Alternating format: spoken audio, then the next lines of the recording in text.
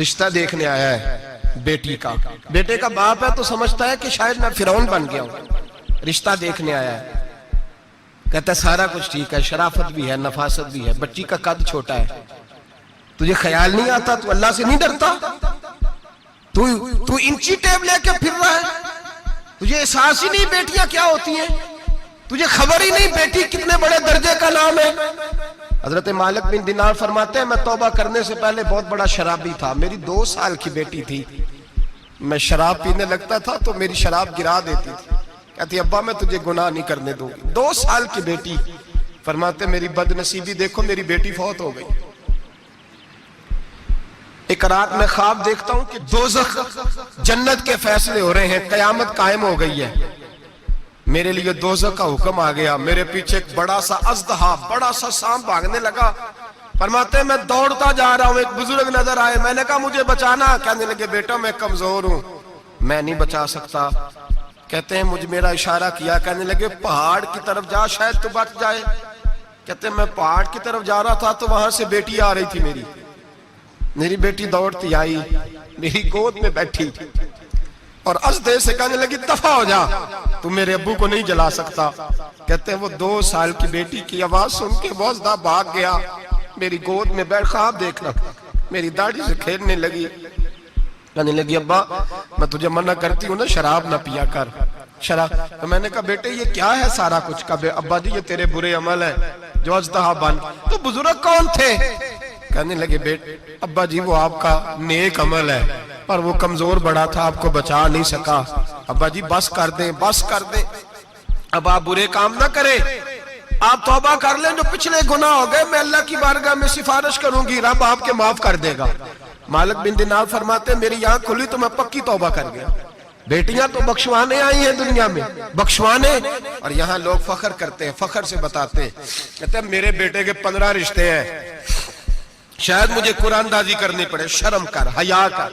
لوگیوں کی بیٹیوں کے بارے میں اس طرح کے انداز اختیار کرتا ہے, تو گناہ کرتا ہے پھر اس پر تو پھولتا نہیں سماتا, اس پر تو پھر تجھے حیا نہیں آتی. لوگ ٹیس کرتے ہیں, میں نے دیکھا ہے, بہن کے بھائی کو تکلیف دیتے ہیں, بیٹی کے باپ کو تکلیف دیتے ہیں, اذیت پہنچاتے ہیں. ڈرنا چاہیے رب. گناہ کرتے ہو پھر فخر بھی کرتے ہو, شرم آنی چاہیے. مذاق اڑاتے ہیں لوگ, غریب کا, کالے کا, چھوٹے قد والے مذاق اڑاتے ہیں.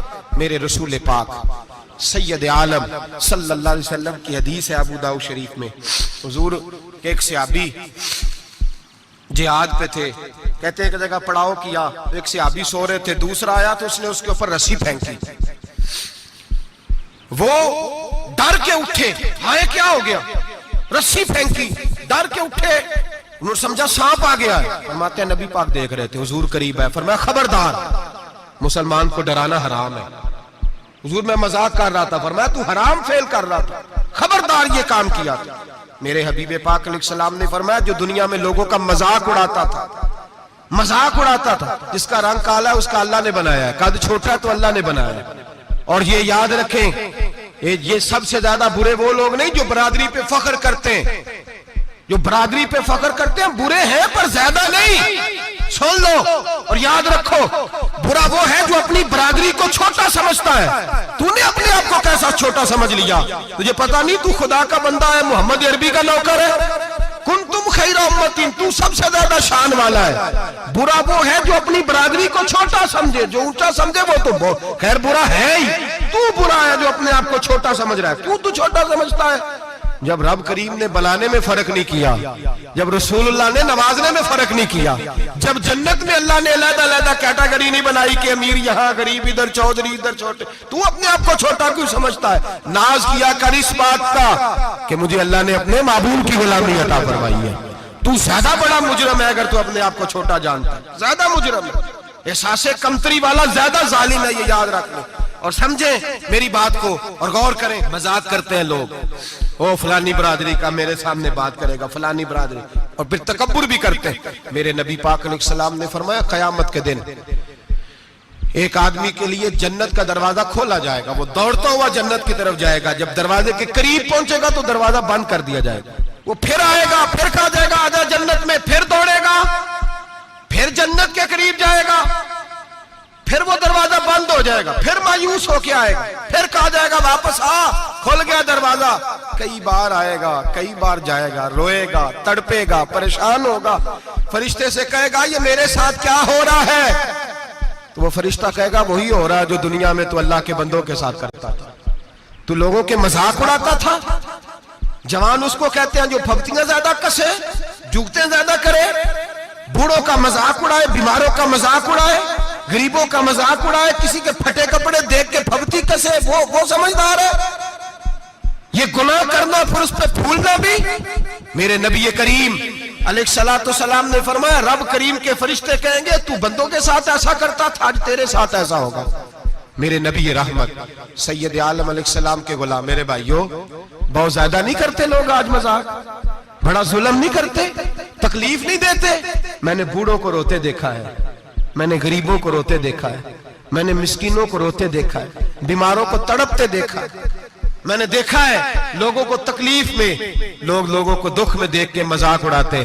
میرے حبیب پاک علیہ السلام کے صحابی ہیں حضرت عبداللہ ابن عمر فرماتے ہیں میں حج کے لیے جا رہا تھا، محدث ابن جوزی نے لکھا ہے، فرماتے رستے میں ایک جگہ میں نے پڑاؤ کرنا چاہا، علاقہ بڑا چٹیل تھا، بڑا سخت تھا، میرا ارادہ بنا کہ میں، اور لوگ مذاق پہ فخر کرتے نہیں، بعد میں آ کے سناتے نہیں میں نے یہ کیا، آج اس گناہ پر فخر نہیں کیا جاتا۔ حضرت موسیٰ علیہ السلام سے بنی اسرائیل والے کہنے لگے کہ لگتا ہے آپ ہمارے ساتھ مذاق کر رہے ہیں، تو آپ فرمانے لگے اعوذ باللہ ان اکون من الجاہلین، میں پناہ مانگتا ہوں کہ میں جاہلوں میں سے ہو جاؤں۔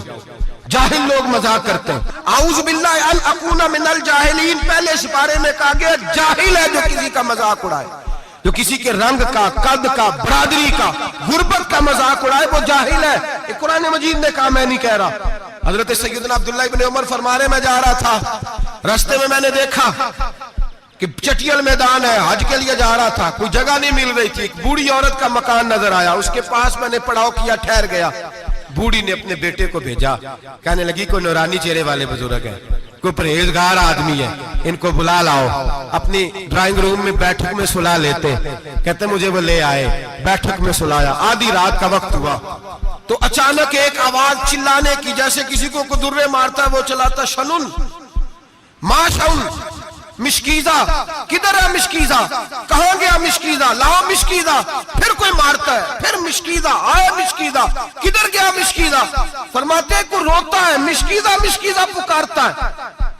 حضرت جناب سیدنا عبداللہ ابن عمر فرماتے ہیں میں اٹھا، ادھر دائیں بائیں دیکھا، باہر نکلا، کوئی بندہ نظر نہیں آتا، چیخنے کی آواز، چلانے کی آواز، تڑپنے کی آواز، میرا دل کانپے، اے اللہ کس پہ عذاب ہو رہا ہے؟ فرماتے ہیں دن کا اجالا نکلا، نماز فجر کے بعد میں نے بوڑھی کو بلایا، میں نے کہا اماں سو نہیں پایا ساری رات؟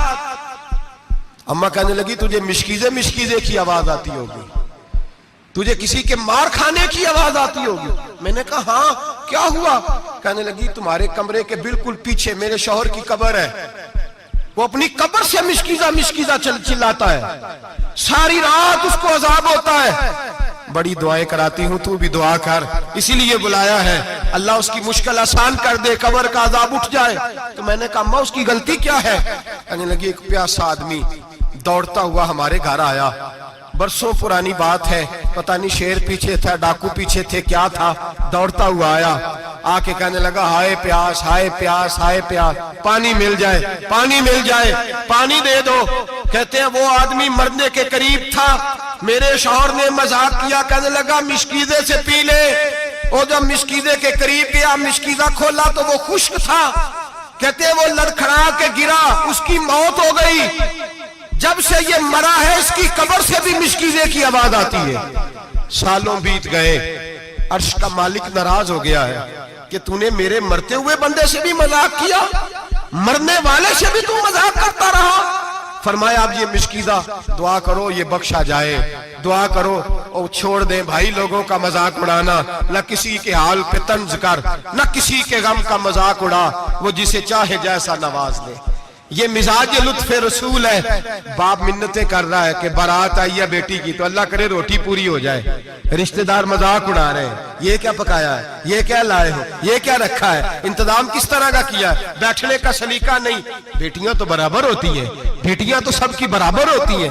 تو جاہلوں جیسے کام کر رہا, کسی کے گھر آ کے اس کا نمک کھا کر تو مذاق اڑا رہا, کسی کے گھر بیٹھ کے اس کی توہین کر رہا ہے. میرے نبی پاک علیہ السلام نے فرمایا حرام ہے کسی مسلمان کا مذاق اڑا کے اس کو تنگ کرنا, اس کو خوف دینا. دل لگی تو میرے نبی کی سنت ہے, دل لگی کرنا, خوش دلی کرنا, ہنسنے والی بات کرنا, ہنسانا, یہ تو نبی پاک کا طریقہ ہے. لیکن کسی کی کمزوری بیان کر کے اس کو تنگ کرنا یہ جہالت ہے, اس جہالت سے منع کیا گیا. بھائی مذاق کرتے ہیں لوگ, پھر فخر کے ساتھ بیان کرتے ہیں, اتنا بڑا گناہ کر کے پھر اس پر ناز کرتے ہیں. خدا را اس ظلم سے باز آؤ, اس گناہ سے باز آؤ.